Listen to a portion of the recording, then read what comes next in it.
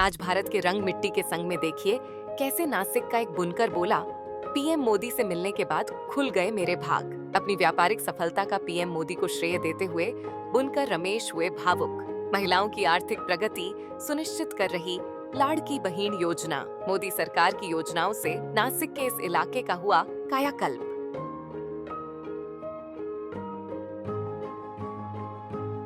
नमस्कार, आपके साथ मैं आदिति त्यागी। इस वक्त हम हैं नासिक में, और नासिक में भी ऐसी जगह जो सुर्खियों में तब आया जब प्रधानमंत्री नरेंद्र मोदी 12 जनवरी को यहाँ आए। यहाँ उन्होंने प्रधान संकल्प लिया और साथ ही जो प्रधानमंत्री ने श्री राम मंदिर प्राण प्रतिष्ठा के कार्यक्रम से पहले जो व्रत रखा था, उसकी शुरुआत प्रधानमंत्री ने उसका आरंभ यहीं से किया था। हमारे साथ महंत सुधीर जी महाराज हैं, जिन्होंने प्रधानमंत्री को पूजा भी करवाई थी। सबसे पहले तो महंत जी आप ये बताइए कि जब से प्रधानमंत्री यहाँ पर आए हैं, मुझसे कुछ लोगों ने कहा कि यहाँ पर आने वालों की संख्या जो है वो भी बढ़ी है, उसके बारे में भी कुछ बताएं पहले। जी 12 जनवरी को अयोध्या जी का जो प्रधान पूजन आरंभ हो गया, उसका प्रधान संकल्प जो 10 दिन का आदरणीय प्रधानमंत्री का था वो यहाँ से आरंभ हुआ।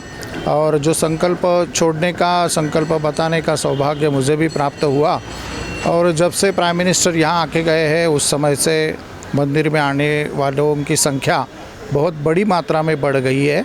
और मंदिर में जो प्रशासन है, जो हमारे पुजारी है, ट्रस्टी है, हम लोग बड़े शोरजूल से उनका स्वागत भी करते हैं और पूजा पाठ भी बहुत जोर से चल रही है। अच्छा, भगवान अच्छा है। मन में कोई कामना लेकर आए थे, मन्नत लेकर आए थे?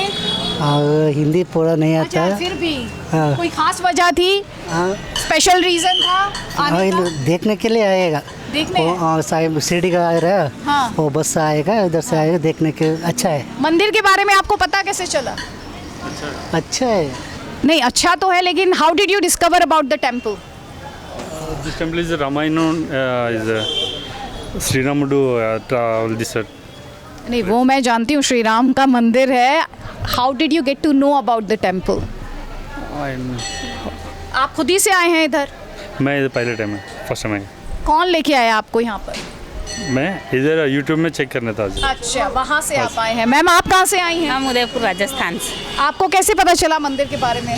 यहाँ आके पता किया तब पता लगा कि ये स्थान भी है देखने को। अच्छा, तो कैसा अनुभव रहा अंदर? बिल्कुल प्रभु श्री राम के दर्शन? अच्छा लगा, ऐसे लगा अयोध्या भी ऐसे ही। अयोध्या जैसे? अयोध्या पहुँच गए। जैसी तो मूर्तियाँ बनी है अच्छी, लुक लाइक अयोध्या, और मंदिर की शेप भी वही है। वो अंदर वाले मंदिर की शेप भी वही है, अयोध्या जैसी। बिल्कुल सेम अयोध्या। तो अलग अनुभव रहा आपके लिए? बहुत अच्छा रहा, अविस्मरणीय। बिल्कुल जी, धन्यवाद। तो महंत जी, अभी हम यही बात कर रहे थे और इसीलिए मैंने इन लोगों से बात की कि इनसे जाना जाए इनके लिए कैसा अनुभव है। प्रधानमंत्री द्वारा जो यहाँ पर पूजा की गई थी, 35 मिनट का जो पूजा अर्चना का यहाँ पर कार्यक्रम था, उसके बारे में थोड़ा सा बताएं आप, और मंदिर के बारे में भी थोड़ी जानकारी दें। आदरणीय प्रधानमंत्री जब अयोध्या का आरंभ हो रहा था पूजा, उसके पहले 10 दिन का उन्होंने व्रत रखा था। और उपवास रखने के समय में यहाँ पे आके उन्होंने जो प्रधान संकल्प किया था, व्रत जप नियम तपस्वाध्याय क्रतु दया दमदान विशिष्टानाम, ये सूत्र से लेके उन्होंने 10 दिन का उपवास धारण किया था। तो ये मंदिर को उन्होंने क्यों चुना? तो अयोध्या और रामेश्वर श्रीलंका के बीच में बिल्कुल नासिक आता है। जो अयोध्या से जो संस्कृति आरंभ हो गई, यहाँ पे खरदूषण और त्रिशिर के सहित 14,000 राक्षस बिल्कुल भारत देश के मध्य में यहाँ रुके हुए थे। यहाँ से आगे जाके उस समय में जो असुर संपदा थी उसका विनाश हो, इसका आरंभ यहीं से प्रभु रामचंद्र जी ने किया था। उस प्रकार उसी धारणा से भारत को श्रेष्ठ बनाने के लिए आदरणीय मोदी जी ने यहाँ से आरंभ किया था। और उस समय हम कह रहे थे कि गोदावरी से सरयू तक ये यात्रा यहाँ से आदरणीय प्रधानमंत्री जी की आरंभ हो गई। तो मंदिर की जो विशेषता है, जब वनवास के लिए प्रभु रामचंद्र जी पंचवटी जनस्थान नासिक में पधारे थे, उस समय यहाँ पे भगवान की पर्णकुटिया थी। राम जी जो है 2.25 साल यहाँ पे रुके हुए हैं और उसके बाद में यहाँ पे लगातार मंदिर बनते आ रहे हैं। ये जो मंदिर है 1772 में बन गया। पेशवा के सरदार थे रंगराव ओडेकर, इन्होंने मंदिर का निर्माण किया है। और भगवान का जो विग्रह है वो अंदर वो कम से कम 2700 साल प्राचीन ये है। अयोध्या जी में जो भी पूजन पाठ हुआ उसका बहुत सारा अंश भी हमने वहाँ भेजा था। पूजा के वक्त में भी हम लोग मैं भी 6 दिन वहाँ अयोध्या जी में था। प्रधानमंत्री के साथ ये देखिए ज़रा कितना प्राचीनतम मंदिर ये यहाँ पर जिसका जिक्र कर रहे थे अभी महंत जी, और बड़ी संख्या में श्रद्धालु अंदर जा भी रहे हैं और भक्त बाहर आ भी रहे हैं। कहाँ से आई हैं? जलंधर से। जलंधर से आई हैं। कैसे हाँ। हुए दर्शन? बहुत बढ़िया हुए। बहुत बढ़िया हुए। मंदिर के बारे में आपको कैसे पता चला? किसने बताया इस मंदिर के बारे में? ऑटो वाले ने बताया। अच्छा। हमारे को। हरियाणा से आया। हरियाणा अम्बाला। हाँ जी। अच्छे दर्शन हुए आपको? अच्छे दर्शन हुए। हाँ? तो जब आपको उनके दर्शन हुए तो अनुभूति क्या थी, एहसास क्या? बहुत अच्छा लगा है। इतने पंचवटी सब वो देख के आए, उधर का भी इधर का भी बताया हुआ। ऑटो वालों ने 5 मंदिरों के बारे में बताया था, हम घुमाएंगे। हाँ जी। आप दर्शन करने जा रहे हैं, कुछ कहना चाहती हैं आप? हमें देख के बहुत अच्छा लगा। अच्छा, आपने दर्शन कर लिए हैं? अभी जा रहे हैं। नहीं, जहाँ करके आए हैं अच्छा, वहाँ बहुत अच्छा लगा। तो महंत जी यहाँ पे एक और, क्योंकि हम जब नासिक की बात करते हैं तो धार्मिक नगरी की बात करते हैं, कुंभ की नगरी की भी बात करते हैं, प्रभु श्री राम की भी बात करते हैं, और नासिक जहाँ शूर्पणखा की नाक काटी गई लक्ष्मण जी द्वारा, उस पौराणिक महत्व की भी बात करते हैं। तो यहाँ अभी प्रधानमंत्री के साथ संवाद को लेकर अगर मैं आपसे जानना और समझना चाहूँ, सुनना चाहूँ, तो क्या संवाद आपका प्रधानमंत्री के साथ रहा? क्योंकि आप ही ने प्रधान संकल्प भी शायद उनसे छुड़वाया। जी, आदरणीय प्रधानमंत्री का जब संकल्प पूरा हो गया तो वो मुझे दक्षिणा दे रहे थे, तो मैंने दक्षिणा ली नहीं और मैंने ये कहा कि आप तीसरी बार प्रधानमंत्री बन जाओ, वापस मंदिर में दर्शन में आ जाओ, यही मेरी दक्षिणा है। और दूसरी बात जो है कि जिस तरह से काशी, बनारस और उज्जैन और कुंभ के हिसाब से जैसे प्रयाग का बहुत बड़ा विस्तार हो रहा है, जो कॉरिडोर बन गए हैं, उसी तरह से नासिक भी ये कुंभ मेला का प्रधान स्थान है। तो 2027 में यहाँ कुंभ लगने जा रहा है, तो वो हिसाब से भी आप कॉरिडोर की निर्मित करें, तो उन्होंने हमें आश्वस्त किया था। और अभी महाराष्ट्र के चुनाव है, आदरणीय मोदी जी वापस महाराष्ट्र आ रहे तो मंदिर आएंगे ज़रूर। अच्छा, आपको पूरी उम्मीद है या आपको संदेश आया? जी जी जी, मैंने लेटर भी लिखा था और प्राइम मिनिस्टर ऑफिस में बात भी हो गई थी। जी जी जी। तो इस बार जब प्रधानमंत्री आए तो आप क्या चाहते हैं? नहीं, हम तो यही चाहते कि देश का भला हो, इसी तरह देश का नाम उज्जवल हो और महाराष्ट्र में वापस जो हिंदुत्ववादी सरकार है, जैसे हरियाणा में आ गई, उसी तरह से महाराष्ट्र में भी आ जाए और इस तीर्थ क्षेत्र का बड़ी मात्रा में विकास हो, यही हमारी चाह है। आप चाहते हैं कि इन चुनावों में यहाँ, क्योंकि ये धार्मिक नगरी है, उसमें ये हिंदुत्व जो है बड़ा मुद्दा रहने वाला है? जी जी, डेफिनेटली। महाराष्ट्र में अभी चुनाव प्रारंभ हो गए, आज से सभी फॉर्म भी भरना चालू हो गए। कल भी गुरु पुष्यामृत था, बड़ा शुभ मुहूर्त था, तो यहाँ अभी जो हिंदुत्ववादी विचारधारा प्रकट हो जाएगी।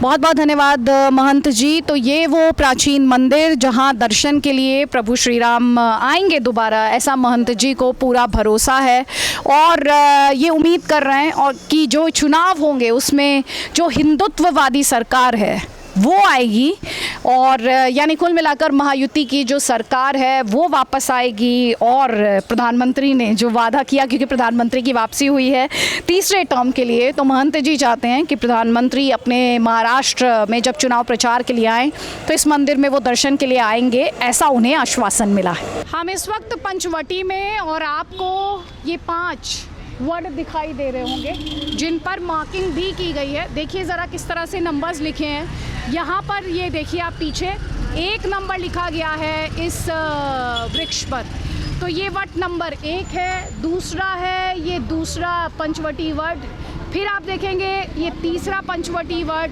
उधर आपको दिखाई देगा चौथा, और उसी के आगे जब आप जाएंगे तो 5वां वर्ड आपको यहाँ पर दिखाई देगा। और ये कहा जाता है कि ये प्रभु श्री राम के काल से ही यहाँ पर हैं। हमारे साथ योगेंद्र गोसाई जी हैं।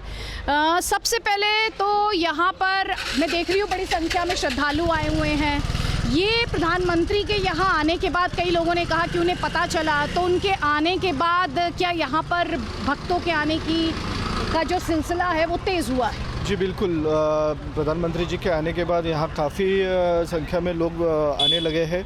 बहुत से लोग जिन्हें यहाँ पता नहीं था इस जगह के महत्व के बारे में, उन्हें भी, वो लोग भी अभी काफ़ी संख्या में यहाँ पे दर्शन के लिए आते हैं।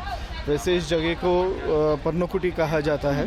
प्रभु श्री रामचंद्र जी जब नासिक पधारे थे तो यहाँ पर वनवास के समय में यहाँ उन्होंने निवास किया था सीता माता जी के साथ, लक्ष्मण जी के साथ। ये जो गुफा है ये बड़ी प्राचीन गुफा है जहाँ सीता जी को रहने के लिए व्यवस्था की थी लक्ष्मण जी ने। जब खर और दूषण का वध हुआ था, 14,000 राक्षसों के साथ युद्ध हुआ था, तो सीता जी की सुरक्षा के लिए उन्हें यहाँ पर रहने की व्यवस्था की थी। और इस गुफा को पहचाना जाए इसलिए अगस्त ऋषि जी और उनके शिष्यों ने अपने आप को वड के रूप में रूपांतरित करके, जैसे कि ये 5 वड, ये 5 वड जो है ये ऋषियों के रूप है जो सीता जी की सुरक्षा के लिए यहाँ अपने आप को वड के रूप में यहाँ रहे। और इसलिए इस जगह का नाम पंचवटी कहा जाता है। पंचवटी मीन्स 5 वड के पेड़। और साथ ही एक तरफ यहाँ पर हमने गुफा देखी, हमने यहाँ पर वो जगह भी देखी, लिखा हुआ है कि जहाँ पर सीता जी का हरण हुआ था। जी जी। तो हम यहाँ पर आपको दिखा रहे हैं कि कैसे प्राइम मिनिस्टर मोदी के यहाँ पर आने के बाद भक्तों के आने का सिलसिला तेज़ हुआ है। बड़ी संख्या में भक्त यहाँ पर आने लगे हैं। जाहिर तौर पर जो यहाँ स्थानीय रोज़गार है उसे फ़ायदा हुआ है। जी बिल्कुल, यहाँ पर लोगों की संख्या बढ़ गई है तो स्वाभाविक है कि यहाँ का व्यवसाय सब, हर एक आम जो भी दुकानदार है उनको आमदनी बढ़ गई है। लोगों को यहाँ पर रहने की व्यवस्था भी बढ़ गई है। तो आमतौर पर सभी चीज़ों को, यानी सभी स्तर के लोग अब अच्छे से यहाँ अपना गुजारा करना अच्छे से हो गया, उनकी आमदनी बढ़ गई है उस सिलसिले में। चलिए कुछ लोगों से ही बात कर लेते हैं। बाबा, कब से अभी ज़्यादा भक्त आ रहे हैं? ज़्यादा भक्त आने लगे हैं अब? अभी 2-4 दिन से नहीं, दिवाली के बाद से भक्त ज़्यादा आएंगे जी। पहले से भी, अभी कुछ दिनों को छोड़ दें, त्योहार के दिनों को छोड़ दें, वैसे ज़्यादा लोग बाहर से आने लगे हैं? हाँ, आते हैं। हाँ, प्रधानमंत्री के आने के बाद भी ये संख्या ज़्यादा हुई है? हाँ, बढ़ गई है। हाँ, तो मोदी जी के आने के बाद पब्लिक बढ़ गई है। तो कितना फर्क आपने देखा है आपके रोजगार में भी? हमारे रोजगार में भी अच्छा है, धंधा अच्छा है। जब से वो आए तब से अच्छा है धंधा। हाँ? मोदी जी को कुछ कहना चाहते हैं? मोदी जी को हम बोलते फिर से आए। फिर से आएंगे तो और लोग आएंगे। और लोग आएंगे। हाँ, देखिए, प्रधानमंत्री से उम्मीदें जो हैं यहाँ पर ज़्यादा होती हैं और वही आपने उन्हें कहते हुए सुना कि प्रधानमंत्री जी फिर से आएंगे तो और लोग प्रधानमंत्री जी को यहाँ पर देखकर आएंगे। प्रधानमंत्री जी के जनवरी में यहाँ आने के बाद आपको अपने रोज़गार में कितना बदलाव महसूस हुआ? 20 से 30% मतलब लोग एक्स्ट्रा आने लग गए हैं। और ये लोकल लोग हैं वो और भी ज़्यादा आ रहे हैं। तो पहले नहीं आते थे राम मंदिर वगैरह, अभी और ज़्यादा आते हैं। आते हैं तो क्या कहते हैं आप लोगों से? कोई नहीं, कोई पूछते भी है कि भाई मतलब प्रधानमंत्री जी इधर आए थे क्या, तो हम बोलते हैं हाँ इधर आके गए थे ऐसा। अभी यहाँ पर विकास भी हुआ है?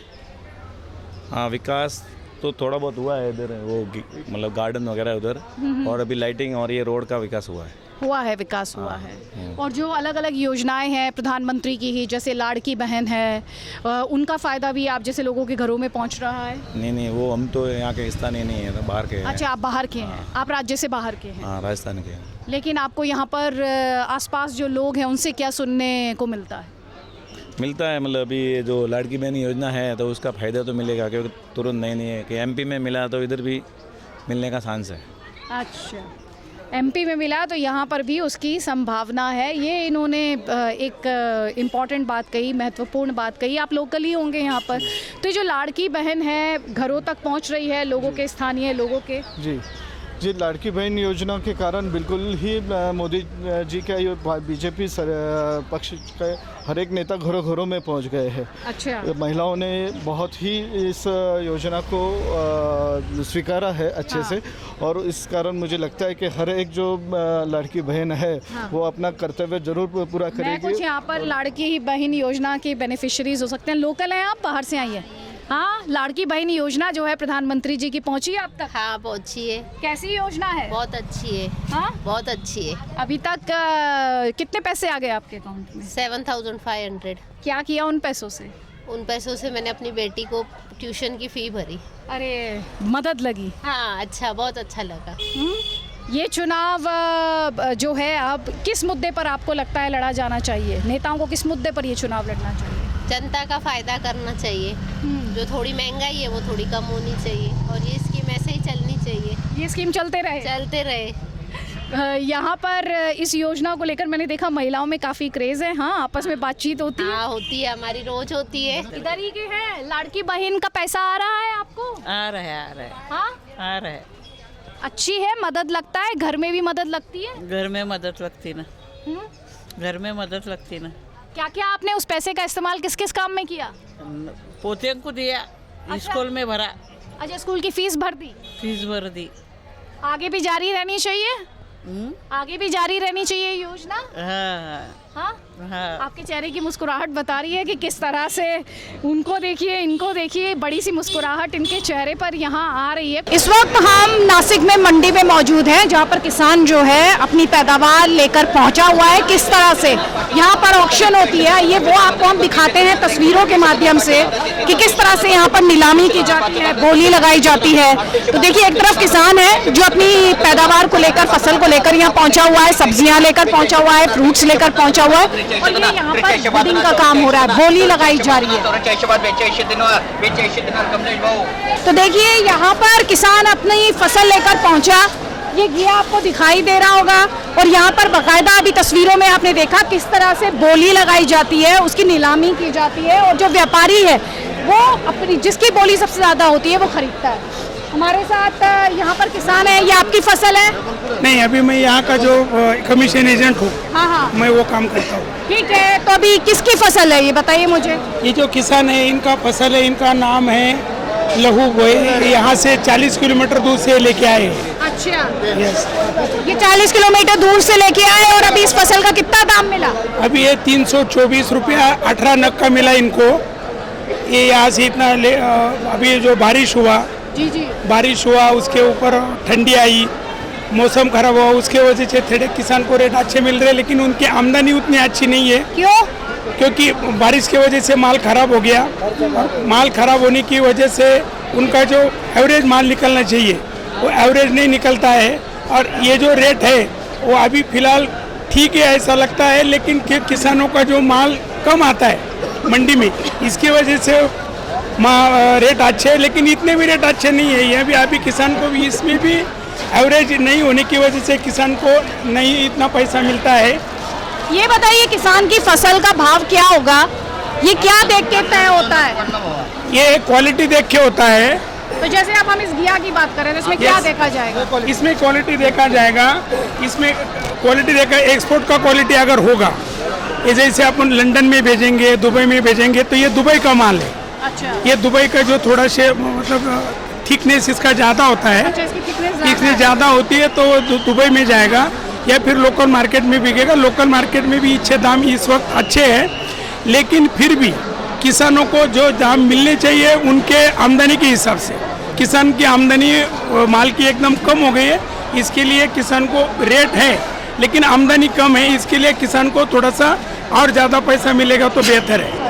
ये बताइए, किसान कितना दाम मांग रहा है और कितने दाम में गया? नहीं, अभी किसान दाम नहीं मांगता है। अच्छा। ये कैसा है, जैसे मतलब मार्केट में की एक्सपेक्टेशन तो किसान की डिमांड, मार्केट में डिमांड क्या है और अपना आवक क्या है, अवेलेबिलिटी क्या है, सब उसके ऊपर डिमांड और सप्लाई सब उसके ऊपर डिपेंड करता है।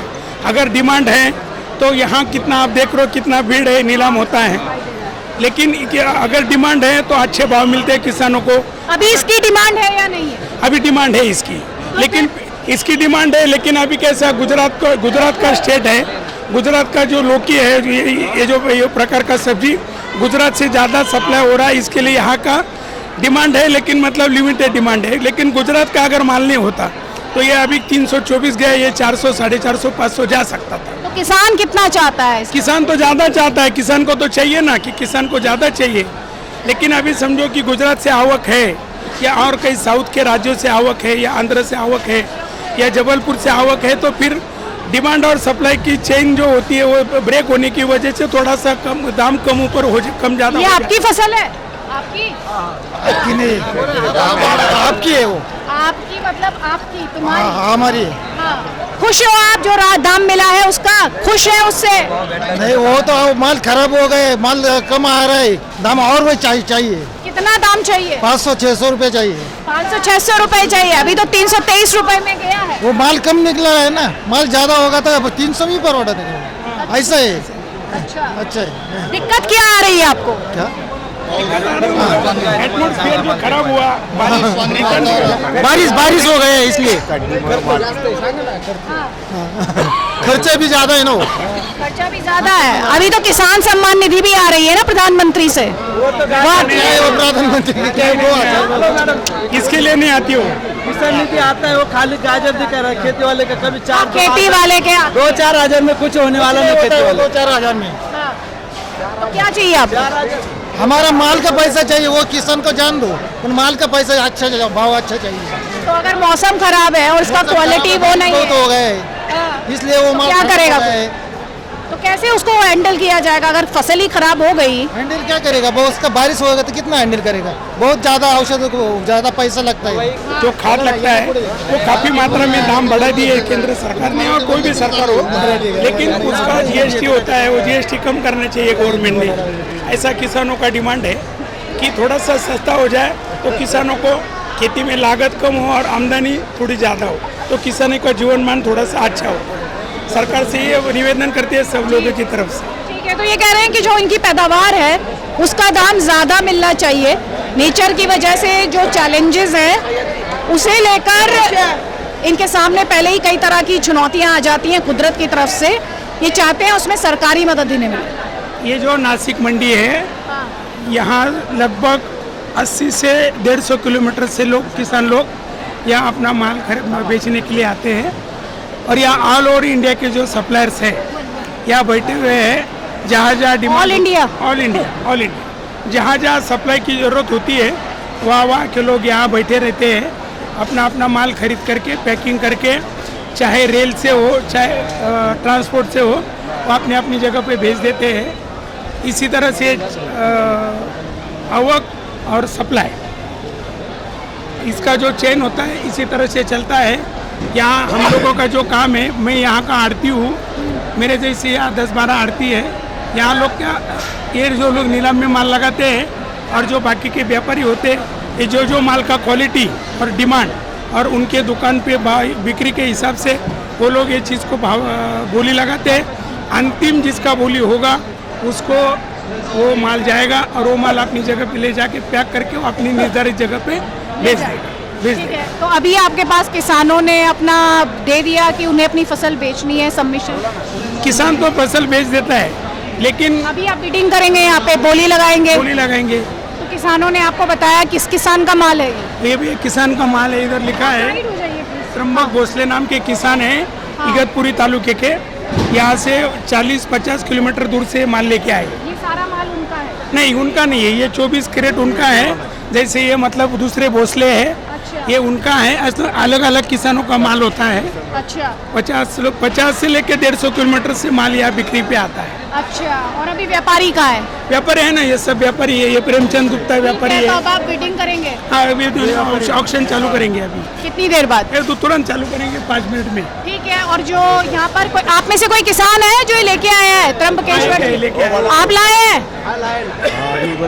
कितना दाम आप एक्सपेक्ट कर रहे हो? आपकी क्या उम्मीद है? ऐसा है 500-600 रुपये जाना चाहिए हमारे हिसाब से, लेकिन जब मार्केट में माल ज़्यादा आएगा, यहाँ पर लेने के लिए भी उतना मांगता है माल। ज़्यादा माल आएगा तो रेट कम हो जाता है, कम आएगा तो माल का बाजार बढ़ जाता है। ऐसा। और फसल अच्छी हुई है? फसल तो अच्छी हुई है, अभी बारिश के वजह से थोड़ा फार खराब भी हो गया है, लेकिन अदरवाइज अच्छी हुई है। नहीं हो तो है, लेकिन खर्चा भी ज़्यादा आता है। बारिश गिर गया तो और मतलब रासायनिक दवाई लेना पड़ता है, खर्चा भी बढ़ जाता है। और एक जाली काटने का 20 रुपये देना पड़ता है उधर खेती में, लाने का इधर तक 50 रुपये खर्चा आता है इसको। ट्रांसपोर्ट में 50 रुपये खर्चा? नहीं, हमारा खुद का ट्रांसपोर्ट, हाँ मतलब हाँ ट्रांसपोर्ट का 50 रुपये एक जाली का खर्चा आता है इधर लाने के लिए। तो आपको कितना दाम चाहिए इसका? अभी दाम तो हमारे हिसाब से 400-500 रुपया तो चाहिए। 400-500 रुपये चाहिए? ठीक है। व्यापारी हमारी वालुका भाई करके और ये प्रेमचंद गुप्ता है, इन दोनों ने बिट लगाया और एक कंपेरेटिवली रेट करके, मेरा काम है कंपेरेटिवली रेट करके किसानों को अच्छे से अच्छा उनका माल का दाम देना और उनका पैसा तुरंत दे देना। अभी कितना पैसा उनको मिलेगा? अभी इनको मिलेगा 12 कैरेट का 3650। ठीक है, ठीक है। माल के मैडम माल के हिसाब से मतलब बोली लगती है, वैसा कुछ नहीं है। अच्छा माल रहेगा तो 400 भी बिकता है, 500 भी बिकता है, कम क्वालिटी का रहेगा तो 200 भी बिकता है, ऐसा कुछ नहीं है। इनको मिला ये बिल्डिंग, ये इनको मिला। हाँ, सही है दाम, है, आपको फायदा होगा इसमें। हाँ, फायदा। वो तो कह रहा मेरे को फायदा नहीं देती, किसान कह रहा है। हाँ, आपने आपको नहीं मिली, आपने बोली ठीक से। मिला ना मेरे को। आपको लगा नहीं कि आपको और दाम देना चाहिए? नहीं नहीं, एकदम सही रेट दिया उसको। हाँ?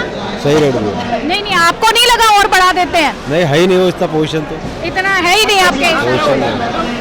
जैसे डिमांड और सप्लाई मैंने पहले बोला कि ओके, उसके ऊपर भी डिमांड होता है कि जैसे डिमांड होगा। अभी ये कम से कम कभी कभी इसका 1000, 700-800 रुपये भी बाजार होता है, कभी कभी 50 रुपये भी होता है। और आज लेकिन नहीं, लेकिन किसानों को पैसा मिलना चाहिए। जब किसान के जेब में पैसा रहेगा तभी भारत अच्छी अर्थव्यवस्था बना पाएगा, भारत महासत्ता बनेगा। किसान अपना GDP कहाँ से ज़्यादा होता है? एग्रीकल्चर से होता है। Agriculture is most important. बिल्कुल सही बात है, और हम आपको यही दिखाने की कोशिश कर रहे हैं कि किसान जब अपना माल लेकर आता है, अपनी पैदावार, अपना उत्पादन लेकर आता है, तो किस तरह से उसका सामान जो है वो हमारे और आपके घरों तक पहुंचता है। ये दिखाने की कोशिश नासिक की इस मार्केट में मैंने यहाँ पर की, क्योंकि यहाँ पर किसान बार बार एक ही बात कह रहा है कि जो उसकी पैदावार है उसका उचित दाम उसे मिलना चाहिए। और अभी क्योंकि बारिश हुई है तो उससे थोड़ा असर उसकी फसल पर पड़ा है, और लेकिन वो कह रहा है कि उसे उसका दाम बढ़िया चाहिए। नासिक की जब बात की जाती है तो बात होती है प्रभु श्री राम की, और साथ ही बात होती है यहाँ की पैठणी साड़ियों की, जो कि दुनिया भर में जानी जाती हैं, और साथ ही एक बड़े स्तर पर लोगों को रोजगार भी उपलब्ध कराने के काम आती हैं।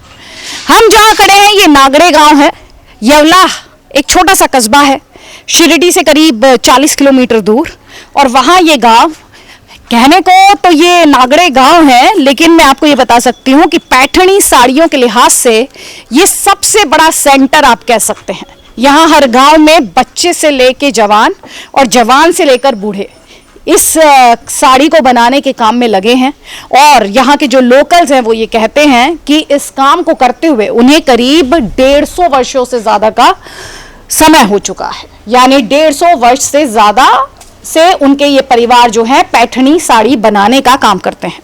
और इसीलिए हम आपको लेकर आ गए रमेश सिंह परदेसी, जो कि जब पैठणी साड़ियों की बात होती है इन्हें जाना जाता है, सराहा भी जाता है। कैसे सराहा जाता है इन तस्वीरों में आप देख सकते हैं। यहाँ पर प्रधानमंत्री मोदी के साथ इनकी तस्वीरें, जिनके बारे में बात करते हुए ये अब भी काफ़ी गदगद हो जाते हैं, और एक प्राउड जो है, गौरवान्वित ये खुद को महसूस करते हैं, प्राउड का भाव आता है इनके मन में। सबसे पहले तो ये बहुत ही खूबसूरत साड़ियाँ जो हैं ये भी मैं आपसे कहूँगी कि आप इन्हें दिखाइए, लेकिन पहले जो तस्वीरें हैं, प्रधानमंत्री जिस तरीके से खिलखिलाकर हंस रहे हैं, ऐसा क्या कह दिया था आपने प्रधानमंत्री से?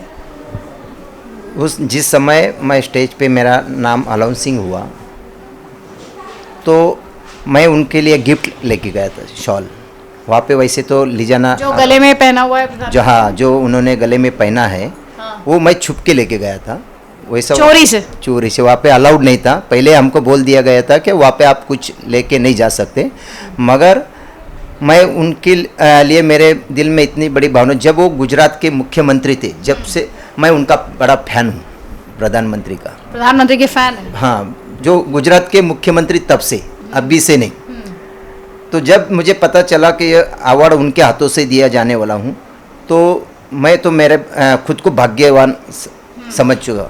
तो इसलिए मैंने मेरे हाथों से खुद वो शॉल रात दिन बैठ के, क्योंकि समय कम था वहाँ पे हमको जाने के चेन्नई में, तो मैंने वो रात दिन बैठ के वो शेला बनाया, और एक मेरे दिल में था कि मैं किसी हालत में वो शेला दूंगा। और जब वहाँ पे जाने के बाद पता चला क्या वो तो आप नहीं दे सकेंगे, तो इसलिए मैंने मेरे कमर के अंदर, शर्ट के अंदर छुपा के ले लिया वैसा। तो जैसा वहाँ पे नाम अनाउंसिंग हुआ तो मैं ऊपर चढ़ते बॉडीगार्ड, मैं निकलने लग गया तो बॉडीगार्ड ने मुझे को रोक लिया। तो बोले क्या? मैं बोला नहीं कुछ नहीं है। तो उन्होंने खींच के देखा तो शॉल तो उन्होंने ले लिया। तो मैं बोला नहीं मेरे को तो देना है। तो वहाँ पे कुछ समय होता है अवार्ड लेने के लिए।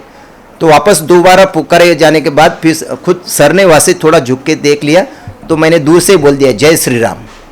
फिर सर ने बोला क्या नहीं नहीं आने दो उनको। तो जब वो बॉडीगार्ड ने मुझे छोड़ दिया और सेला लेके गया, तो सेला देने के बाद उनको मैंने दिखाया, सर मैंने इस पे डिज़ाइन आपका भाजपा का चिन्ह बनाया है। और उनको जब उन्होंने पूछा मेरा नाम, आप कहाँ से हो, तो मेरा परिचय, मेरे पिताजी का परिचय, वो खुश हुए कि आप इतने ग्रामीण भाग से आके ये शेला बनाया। उनको बहुत खुशी हुई और उन्होंने मेरे पीठ पर से हाथ फिराया, तो देखो मेरे आज भी रोंगटे खड़े हो गए हैं। तो मेरे लिए बहुत बड़ा भाग्यवान समझता हूँ आज भी मैं, कि इतने बड़े प्रधानमंत्री ने मेरे पीठ पर से हाथ फिराया और मेरे को शाबाशी दिया और मेरे परिवार, मेरे पिताजी के बारे में पूछा मुझे। ज़्यादातर बहुत से इनके पास समय नहीं होता, इतना बारीक बात नहीं करते, मगर उन्होंने मेरे बारे में, मेरे पिताजी के बारे में वो क्या करते हैं ये पूछ लेते। मैं बहुत भाग्यशाली हूँ। मैं तो एक ऐसा समझ लो एक धातु था, लोखंड। तो आप उन्होंने छूने के बाद मैं परिस बन गया हूँ, सोना बन गया। वो परिस है, मैं लोखंड भी सोना बन गया। जो जैसा भी फोटो उनके साथ खींचा, आज मार्केट में कहीं भी जाओ तो मेरे जो माल है आज मार्केट में ज़्यादातर जा रहा है। क्या ये प्रधानमंत्री से मिल के आए, इनको अवार्ड मिला है, तो लोग मेरे से माल लेने के लिए उत्सुक है। तो मार्केट में देखो बहुत से जगह आज माल गिरा हुआ है कारीगर के पास। मैं इतने ग्रामीण भाग में बैठा हूँ, फिर भी मेरा माल सेल होता है। जरा सा साड़ियाँ दिखाइए ये, और प्रधानमंत्री जी के लिए कोई मैसेज हो तो बताइए। प्रधानमंत्री जी के लिए हमारे पास मैसेज पूरे व्यूअर के, पूरे हिंदुस्तान व्यूअर के लिए तरफ से मैं कहना चाहता हूँ, गांव में 150 से साल पहले से भी, इससे भी पुराने समय से पहले जनता साड़ी बुनाई होती थी इस गांव में। जनता, वो जनता साड़ी बॉर्डर में ऐसा डिज़ाइन नहीं रहता था, प्लेन डिज़ाइन रहता था और कॉटन में बनता था। उसके बाद हेमरू साड़ी आ गया सिल्क में। उसके बाद धीरे धीरे डेवलप होते होते ये जो पारंपरिक डिज़ाइन कहते हैं इसको, ये साड़ी आ गया मार्केट में। ये इसको नारळी बॉर्डर कहते हैं। यानी हिंदुस्तान का कपड़ा हो, साड़ी हो या हैंडीक्राफ्ट से कुछ बना हुआ लकड़े का चीज़ हो, मिट्टी का चीज़ हो, चमड़े का, ये बना के लेके आप प्रधानमंत्री दूसरे देश के प्रधानमंत्री या राष्ट्रपति को गिफ्ट करते थे। इसके वजह से हमारा भारत का जाहिरात हो रहा है कि इस हिंदुस्तान में क्या हैंडीक्राफ्ट से और हैंडलूम से बनने वाला चीज़ कितना बढ़िया है, उस देश में पता चल रहा है। तो इसलिए हमारा मार्केट भी अभी अच्छा बढ़ा है।